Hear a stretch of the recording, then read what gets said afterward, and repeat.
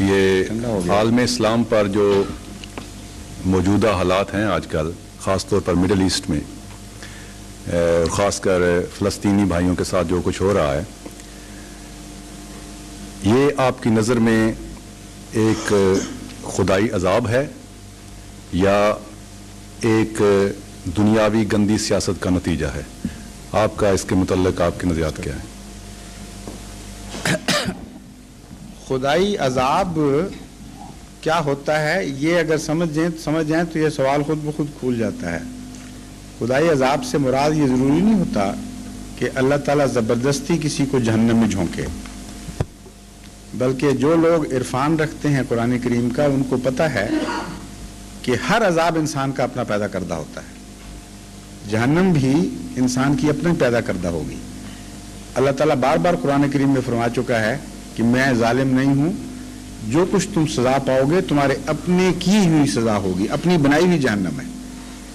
تو اس بنیادی فلسفے کی روشنی میں ہر عذاب کا مسئلہ حل ہو جاتا ہے، عذاب ہے یا غیر عذاب، جو بھی انسان مصیبت میں پڑتا ہے، اپنے آپ کو ایک جہنم میں جھونکتا ہے، اپنے کیے کا پھل پا رہا ہے۔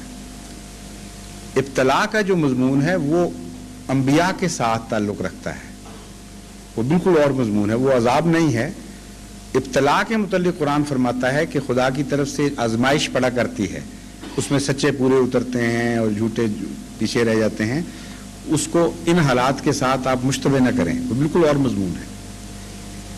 بات یہ ہے کہ جب بھی خدا تعالیٰ کی طرف سے واضح تعلیم آ جائے اور اس تعلیم کو عمل میں ڈھال کر خدا کا ایک بندہ سنت میں تبدیل کر دے، یعنی صرف تعلیم نہ رہے، عمل کا بھی ایک کوڈ تیار ہو جائے، عملی زندگی کا سنت بن جائے، پھر اس پر نصیحتیں، تفصیل، حکمت بیان ہو جائے، جو بھی ان فیصلوں سے پیچھے ہٹے گا، جو بھی ان پر عمل چھوڑے گا، اس کو لازماً سزا ملے گی، اور جس حد تک کوئی ان سے روگردانی کرے گا اس حد تک وہ خود بخود اپنے لیے وہ سزا تجویز کر رہا ہوگا، بنا رہا ہوگا۔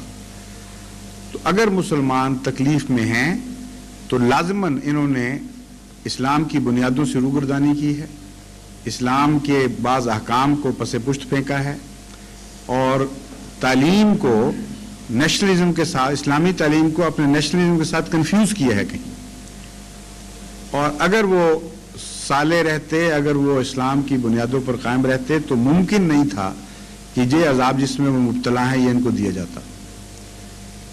جو لوگ صالح ہوتے ہیں قرآن کریم نے ان کے متعلق ایک دو ٹوک فیصلہ فرمایا ہے، وہ یہ ہے کہ وہ تھوڑے بھی ہوں تو اکثر پہ غالب آتے ہیں۔ کہیں یہ نہیں فرمایا کہ اکثر صالح ہوں اور تھوڑے بدماش ان پر غالب آ جائیں، ایک آیت میں بھی اشارتاً یہ مضمون نہیں ہے۔ یہ ہر جگہ فرمایا ہے کہ صالحیت یعنی خدا کے احکام کی پیروی اور اس کے منشا کو سمجھ کر اس پر چلنا اتنی عظیم الشان طاقت پیدا کر دیتی ہے کہ تھوڑے اکثر پر غالب آتے ہیں۔ فلسطین میں ہم کیا دیکھ رہے ہیں؟ مٹھی بھر یہود ہیں اور کروڑوں مسلمانوں پر وہ غالب ہیں اس وقت، اور ان کا غلبہ دن بدن زیادہ شدید اور ہولناک ہوتا چلا جا رہا ہے۔ اس قدر کھلے کھلے مظالم کر رہے ہیں، انگلی نہیں اٹھ سکتی اس کے خلاف کسی کی۔ وہ جو گھرے ہوئے بھوکے مر رہے ہیں غریب فلسطینی، اوپر سے وہ بخت ان کے اوپر بمبر سا رہے ہیں، ان کو پہلے بھوک مار رہی ہے، کتے کھا رہے ہیں غریب جان بچانے کے لیے، اور اوپر سے آگ میں ڈالا جا رہا ہے ان کو، اور بے دھڑک ہو کر دلیر بے حیائی کے ساتھ ان پر بمبارسی ہو رہی ہے۔ کوئی دنیا کی طاقت ان کے خلاف نہیں اٹھا رہی انگلی، وہ تو خیر دشمن ہیں اسلام کے۔ مسلمانوں میں سے کون سی طاقت ہے؟ سعودی عرب نے کہاں بیان دیا ان کے حق میں؟ بتائیے، کہاں کہا ہے کہ ہم اے ویکس اب استعمال کریں گے اپنے اور ہم حملہ کریں گے اور سزا دیں گے ان ظالموں کو جو مسلمان بھائیوں پر یہ ظلم کر رہے ہیں؟ انگلی کا اشارہ الگ رہا، زبان ہلی تک نہیں کسی کی، چپ بیٹھے ہوئے سارے۔ اور پھر یہ کہنا کہ خدا کا عذاب ہے اور ہم بیچارے مظلوم مفت میں بیٹھے مارے جا رہے ہیں، بالکل ظلم اندھیر نگری ہے، اندر سے کھوکھلے ہو چکے ہیں، کوئی اسلام باقی نہیں ہے۔ سچا اسلام ہو تو ممکن ہی نہیں ہے کہ تھوڑے لوگ زیادہ مصلحین کو اور سچوں کو برباد اور ذلیل اور رسوا کر کے رکھ دیں۔ رسول اللہ صلی اللہ علیہ وسلم کے زمانے میں جب پہلی دفعہ جہاد فرض ہوا تو اس وقت خدا نے یہ وعدہ کر لیا تھا کہ جہاد میں کمزوروں پر فرض کر رہا ہوں، لیکن اس وعدے کے ساتھ کہ کمزور ہونے کے باوجود خدا تعالیٰ تمہیں غالب کر کے دکھائے گا۔ جہاد کے ساتھ ایک وعدہ خدا کا شرط مشروط ہو گیا، اس کا جز بن گیا ہے۔ فرمایا اذن للذین یقاتلون بانہم ظلموا وان اللہ علی نصرہم لقدیر، اجازت دی جاتی ہے ان لوگوں کو جن کے خلاف تلوار دیر سے اٹھائی جا چکی ہے۔ یقاتلون پہلے سے دشمنوں پر حملہ آور ہے، اب اجازت مل رہی ہے۔ بانہم ظلموا، مظلوم ہیں، ان کے اندر اتنی کمزوری ہے کہ ہر ظالم آدمی اٹھ کر دلیر ہو کر ان پہ حملہ کرتا ہے، ان کے اندر طاقت ہوتی تو مجال تھی کسی کے ان کے خلاف اٹھتا، اس قدر کمزوری کی حالت ہے۔ ساتھ ہی فرما دیا ان اللہ علی نصرہم لقدیر، اجازت دینے والا پھر اس بات پر قادر بھی ہے کہ انہیں غالب کر کے دکھائے، اور وعدہ کرتا ہے کہ غالب کرے گا۔ یہ ہے خدا تعالی کی تقدیر جو قرآن نے کھول لی ہے ہم پر۔ کوئی تقدیر جو اس تقدیر کے مخالف چلتی ہوئی نظر آئے گی وہ جھوٹی تقدیر ہے، اس کا قرآن سے کوئی تعلق نہیں۔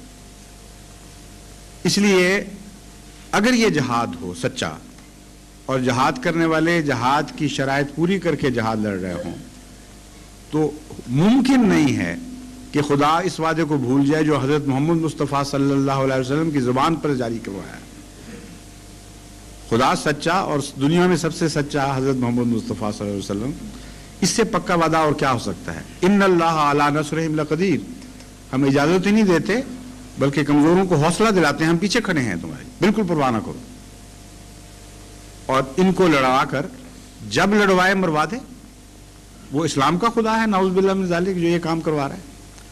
اس لیے اپنا آپ دیکھیں، اپنا تجزیہ کریں، اگر یہ وعدہ حق میں پورا نہیں ہو رہا تو لازماً اندر کمزوریاں اور نقائص ہیں۔ ان معنوں میں یہ عذاب الہی ہے کہ آپ نے خود روگردانی کر کے اللہ کی رحمت سے محرومی اختیار کر لی ہے اور دیکھ نہیں رہے کہ کیا ہو رہا ہے۔ پھر خدا تعالیٰ نے فرمایا تھا کہ رابطو، دشمن کی سرحدوں پر گھوڑے باندھو، ان کی چلاکیوں سے باخبر رہو، اپنا حفاظت کا انتظام اس طرح نہ کرو کہ گھر بیٹھے رہو، جب دشمن حملہ کرے تب پتہ چلے۔ رابطو کا مطلب ہے ہمیشہ سرحدوں پر رہو، نگران اور حفاظت کرنے والے، تاکہ پہلی لائن ڈیفنس پر حملہ ہو اس وقت تم لوگ خبردار ہو جاؤ۔ یہاں یہ حال ہے کہ مکے اور مدینے میں دشمن گھس گیا ہے، ابھی تک عالم اسلام کو خبر ہی نہیں کہ کیا ہو رہا ہے ہمارے ساتھ۔ یہ امر واقعہ ہے، اور اتنا ہولناک واقعہ ہے کہ مسلمانوں کو اگر اسلام سے سچا پیار ہو تو ان کی راتوں میں نیند حرام ہو جانی چاہیے اس بات کے اوپر۔ ساری دنیا میں سعودی عرب کا نفوذ اس عالم اسلام پر ٹھونسنے کی ایک نہایت خوفناک سازش ہے جو کھل رہی ہے، دن بدن زیادہ ہو رہی ہے۔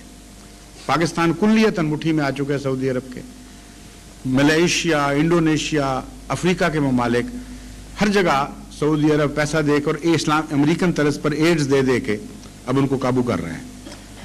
اور کون مسلمان نہیں جانتا کہ سعودی عرب 100% امریکہ کی غلامی میں ہے۔ تمام دنیا میں کوئی ایک حکومت ایسی نہیں جو سعودی عرب سے بڑھ کر امریکہ کی یسر غلام ہو اور 100% ان کی مٹھی میں ہو۔ اور کون مسلمان یا کون دنیا کا آدمی نہیں جانتا کہ امریکہ خود اس وقت جوز کی مٹھی میں یوں بند ہے کہ ہل نہیں سکتا۔ ان کی انٹرنل پالیسی، ان کی فورن پالیسی، ان کی فائنینشیل پالیسی، ان کے تمدن، ان کے معاشرے پر 100% اس وقت یہودی قابض ہو چکے ہیں۔ پالیسیاں ان کی بنتی ہیں اسرائیل میں اور وہ ٹھوسی جاتی ہیں۔ اب بتائیں اس سے زیادہ خوفناک سازش کیا ہو سکتی ہے کہ مکے اور مدینے کو عالم اسلام پر یہودیت نافذ کرنے کے لیے استعمال کیا جائے۔ آواز مکے اور مدینے سے پھوٹے گی، سارے مسلمان سمجھیں گے کہ یہ ہمارے آقا کی بستی کی آواز ہے، ہم اس کے غلام، 100% سمعنا وأطعنا، ہم نے سنا اور ہم نے قبول کیا، یہی آواز ہوگی جن کو عشق ہے۔ اور یہ نہیں پتا ہوگا کہ یہ آواز چلی مکے اور مدینے سے نہیں ہے، بلکہ امریکہ سے ایک باز گشت ہے آواز کی، جس کا آغاز ہوا تھا اسرائیل میں۔ اب اسرائیل جو چاہے گا عالم اسلام سے منوانا وہ امریکہ کی معرفت سعودی عرب کے رستے سے منواتا چلا جائے گا اور آپ کچھ نہیں کر سکیں گے. وہابیت کو اس کے ساتھ قابض کرنے کے لیے نہایت ہی خوفناک ایک سازش چلی ہوئی ہے جو کھل رہی ہے, اور اس سازش کو کامیاب بنانے کے لیے ساری توجہ جماعت احمدیہ کی طرف رکھی جا رہی ہے. کہتے ہیں یہ ایجنٹ ہیں, انا للہ, ہم ایجنٹ, اور امریکہ کا غلام ملک پاکستان بیچارہ وہ ایجنٹوں کو نیست و نابود کرنے کی کوشش کر رہا ہو, اور جو کھلا کھلا ایجنٹ ہیں ان کی غلامی کے اندر دن بدن آگے بڑھتا چلا جائے. اتنی سی بات بھی کسی کو سمجھ نہیں آتی, مجھے سمجھ نہیں آتی پھر کیا ہو گیا عقلوں کو. یہ جو اتحاد ثلاثہ ہے اس کو توڑ کے دکھائیں, یہ کہاں میری بات جھوٹی ہے. کیا یہ واقعہ ہے کہ نہیں کہ سعودی عرب کی موجودہ رجیم 100% امریکہ کی غلام ہے, اور کیا یہ واقعہ ہے کہ نہیں کہ امریکہ 100% یہود کا غلام ہے. ان دعووں کو توڑیں تو میری بات ٹوٹے گی, ورنہ نہیں ٹوٹتی. اس لیے ایسی رجیم کا عالم اسلام پر قبضہ جو یہود کے پنجوں میں جکڑی ہوئی ہو, اس سے غافل ہونا اور پھر اسلام کی محبت کا دعویٰ کرنا, یہ مجھے سمجھ نہیں آتی ہے کیسی بات ہے. یہ رابطوں کے خلاف ہے. اسی لیے عذاب جس کو کہتے ہیں یہی ہوتا ہے, اپنے ہاتھ کا بنایا ہوا. عالم اسلام نے سوچا ہی نہیں کبھی کہ ہم دیکھیں دشمن ہمارے خلاف کیا سازش کر رہا ہوگا, کیا کیا اقدام کر رہا ہوگا. انٹیلیجنس ان کی ہمارے اندر گھسی ہوتی ہے, ہم اپنی کوشش نہیں کرتے کہ ان کے اندر آدمی بھیجیں, وہاں سے پتہ کریں کہ کیا سازشیں ہو رہی ہیں. نتیجہ نکلا ہے کہ گھروں کے اندر داخل ہوا, روحانی گھروں میں داخل ہو گیا دشمن, اور ابھی تک بحث ہیں. جس طرح ایڈ کا وائرس ڈیفنس سسٹم کے اندر ڈوب جاتا ہے, نعوذ باللہ من ذالک, خدا کرے ایسا واقعہ نہ ہو, لیکن قریب قریب ویسا پہنچ گیا ہے. لائف فورسز جو دل کا مقام رکھتی ہیں, جو بنیادیں رکھتی ہیں زندگی کی حفاظت کی, ان کے قریب تک تو دشمن پہنچ گیا. تو یہ جو شکل ہے اس کو آپ الہی عذاب کے نام پر پیش کریں تو مجھے اس لیے یہ پسند نہیں کہ پھر بھی امت محمد مصطفیٰ صلی اللہ علیہ وسلم کی امت ہے. اسی امت کی زندگی سے ساری دنیا کی زندگی وابستہ ہے. اس لیے میں یہ پسند نہیں کرتا کہ یہ لفظ بولوں. اس لیے میں یہ کہتا ہوں کہ اپنی شامت اعمال کا عذاب ہے جس کو قانون قدرت پھر جاری کرتی ہے اور اس میں رحم نہیں کیا کرتی.